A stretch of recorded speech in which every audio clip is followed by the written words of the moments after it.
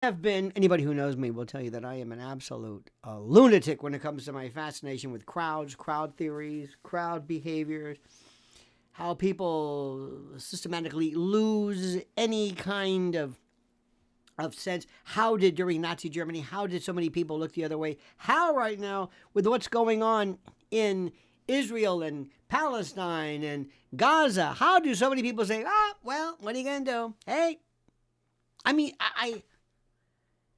and it's not that they're acting individually, they're part of a package deal, so to speak. Now, Gustave Le Bon, of course, you know, he wrote The Bible, The Crowd, A Study of the Popular Mind. This is something which is so, so important. He warned of this thing that happens in crowds, this dehumanization. And we see it everywhere. And we see it now in these scrums, specifically via social media, powwows and murmurations and the like. There is something interesting. The most unsettling aspect of this Taylor Lorenz-esque kind of lunacy in the public reaction to Thompson's murder, his public execution, is the romanticization of the assassin. Now, we've seen this throughout history. Billy the Kid, Jesse James, John Dillinger, Bonnie and Clyde, John Gotti, depending on. Surveillance footage of this gunman dude on TikTok, they called him gorgeous.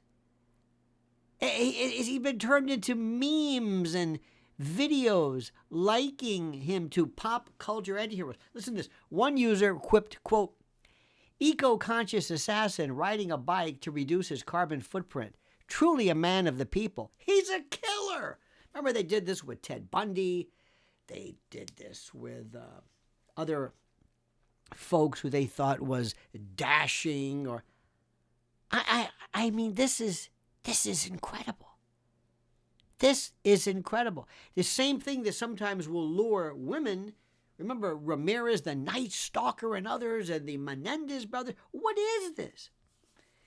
This glorification has been referred to by sociologist Emile Durkheim, called anomie, anomie, a state of moral normlessness where societal values erode.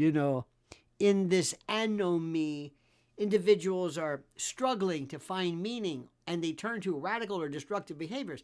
And the romanticization of the assassin underscores this shift, this seismic shift, which acts as, I guess, the countenancing of violence reframed as expressions of rebellion.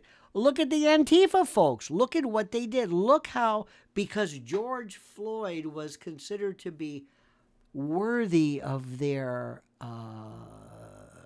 angst and anger and the like, they just, what they did was incredible. But remember, though, if the scrum that we're talking about targets someone that you admire, say a Republican or CEO or anybody that's not rad left or woke, that's okay. If those are the ones targeted, but not vice versa. In reverse the object of the wrath, make them a Biden or Kamala or some LGBTQIA whatever the target, and then there'll be calls for censorship and demonetizing and deplatforming, and even prosecution will follow. How dare you? In misinformation, disinformation, hate speech, white separatism, white nationalism. This is what's going on. This anti-social media, these platforms play a critical role in amplifying what appears to be this, I guess, these psychological phenomena described by Le Bon and Durkheim, especially when, I love this, when they're manned by these weird, mean kids, these ensorcelled, antisocial incels, high on their psych meds and resentful and angry. I read today that in Washington, now this is kind of related, 6%, only 6% of the federal workforce actually has people show up Washington is a ghost town. And it's this new group, these folks were humor and I mean, this is incredible. Taylor Lorenz on Blue Ski, as I call it, not Blue Sky, exemplifies this dynamic.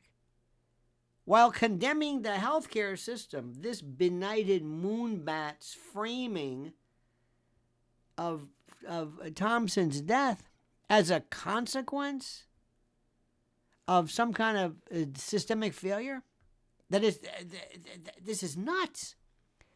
That it's kind of legitimized by the crowd's anger. Must be something to it, she figures, if everybody's angry. This is a very demented person. Very evil. Very strange.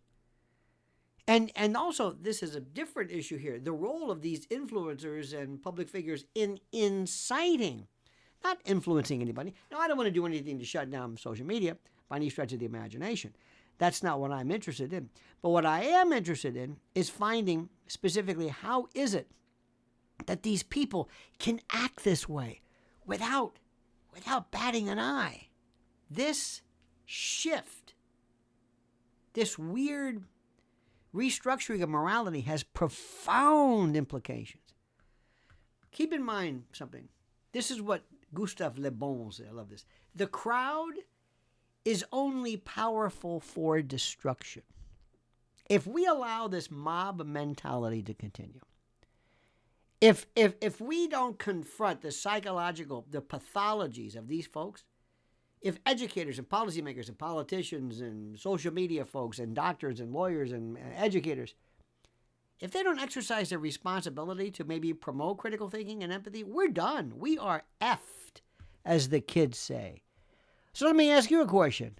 What do you think?